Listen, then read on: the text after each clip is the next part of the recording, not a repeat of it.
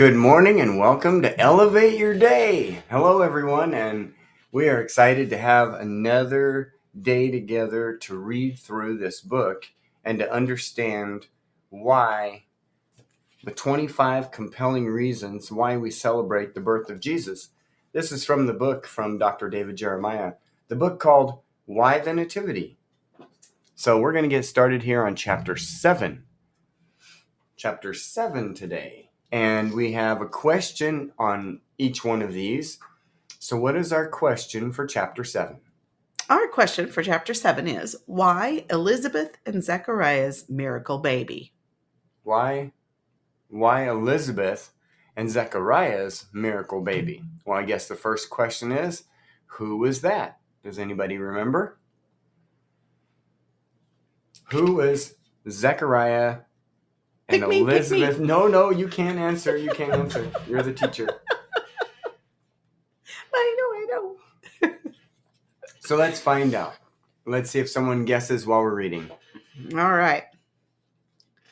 For the people of Israel, the greatest of all legacies was that of having and raising children.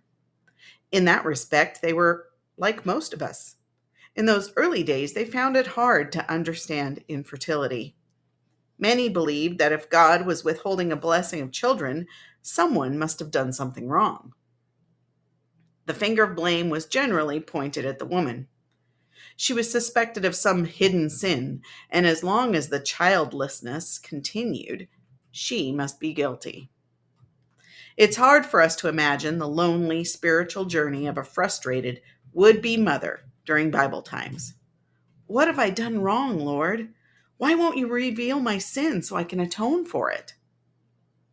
Elizabeth, who lived near Jerusalem, must have prayed those words through her tears on many sleepless nights. Zechariah, her husband, was a priest. It made their problem even more noticeable. There would be whispering about a priest's wife who couldn't find favor in God's eyes. How Elizabeth must have longed for a daughter to help with the cooking and cleaning, and one day to give away as a bride. Zechariah would have wanted a son just like any father. But the nights were long, and God was silent, and the crib was empty. Years passed, and the time of gray hair and tired bones crept inexorably nearer. The couple had long since given up hope of children, when, unbeknown to them, the time approached for the world's most amazing, wonderful event, and their part in it. Luke begins his gospel with its saga of Christ and Christianity, not with Mary and Joseph, not with Herod, but with this very story. Zechariah the priest was in the temple burning incense before the Lord, when suddenly he wondered if he had fallen into a daydream. There, standing to the right of the incense altar, stood an angel. He was terrified, as people always were where an angel came to visit. It was terrifying when an angel came, I imagine. Especially after 400 years of nobody hearing from him, right? Crazy. The visitor revealed news that was too wonderful to imagine. God would answer years and years of prayers with a child for the couple. Not only that, it would be as if the child himself would reflect the sum total of these years of grief and yearning. He would be a special child, filled with the Holy Spirit, even before his birth. Luke 1:15. This was something more than remarkable. For hundreds of years there had been no prophets, and this child would bear the presence of the Lord even in his mother's womb. The priest may have fallen to his knees, his frame racked by weeping, tears of uncomprehending awe. The angel had gone into considerable detail about the child's future. Neither Mary nor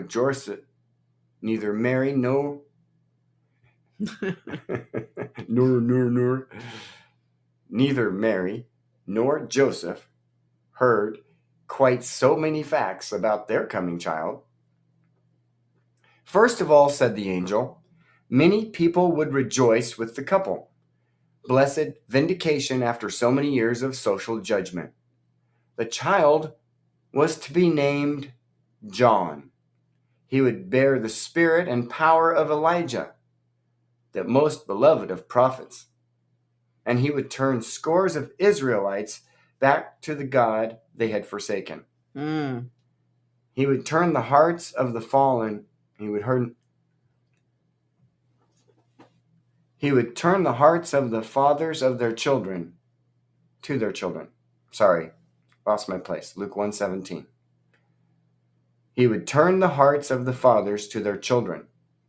Greatest of all, he would prepare the way for the coming of the Lord, just as Isaiah had foretold. We know him now as John the Baptist. A sudden flash of doubt must have passed through Zechariah's mind. As a priest, he knew the prophecies of the coming one, of one like Moses, who would announce the Messiah's presence among men, but he lacked the faith to believe. He questioned how this could be true. The angel then revealed his identity. He was Gabriel, who stands at the very throne of God. Gabriel, who had visited Daniel and would also visit Mary. And as a mild discipline, he stilled the priest's tongue so that he could not speak from then until the angel's words were verified. This was when God silenced Zechariah. For the first time, he would have something to talk about, and he couldn't utter a word. And Gabriel was a pretty busy angel in these days, wasn't he? Can you imagine his mixture of joy and frustration when he returned to Elizabeth? Indeed, Luke tells us that his wife was taken by surprise when the pregnancy came. God had taken away my disgrace, she said in Luke 1:25. She was at the beginning of her third trimester, 6 months along, when Gabriel made another earthly visit, this time to Mary. Mm-hmm. Along with the announcement of Jesus, Gabriel let Mary know that her cousin Elizabeth had also good news. Mm-hmm. The destinies of their children would be intertwined. Mm-hmm.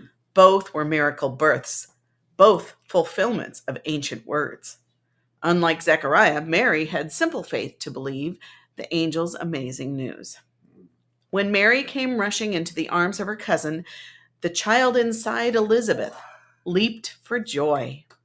Mary sang a psalm of praise, quoting Hannah, the famous mother who had also given birth to a prophet after oceans of tears.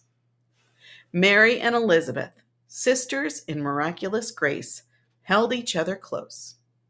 Mary's news was the greatest. It revealed that the Son of God was to appear. But Elizabeth's news was wonderful too, for it revealed that the promised herald of God's Son was about to be born, the one God chose to be a shining lamp that would attract people to Jesus, the light of the world. When the child came, so did Zechariah's speech. Mm-hmm. He also offered a song of praise to match those of the women. Another song of sorts was later sung about John, this one by Jesus himself. He called this miracle child of Elizabeth and Zechariah the greatest man in Matthew 11:11, and more than a prophet in Luke 7:26 through 28. The faithless priest and his wife would show us what God is listening, that God is listening to our prayers.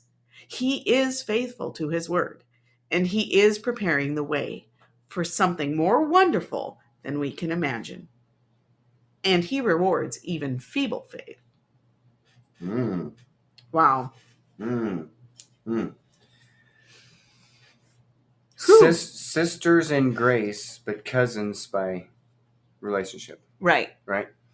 And also, did you catch that? What God rewards in the Bible? I believe we were told, we were taught, we have studied, we have learned that God rewards one thing: faith. Faith. He rewards faith. God rewards faith, and you said even feeble faith there. Right. So we read from Dr. David Jeremiah's book, Why the Nativity, using the Fair Use Act, going through things and evaluating it and presenting it to you for conversation and evaluation. We appreciate Dr. Jeremiah. We've gone through several of his books, and you can find them on our website at diggingdeeper.net under Faith and then Book Reviews.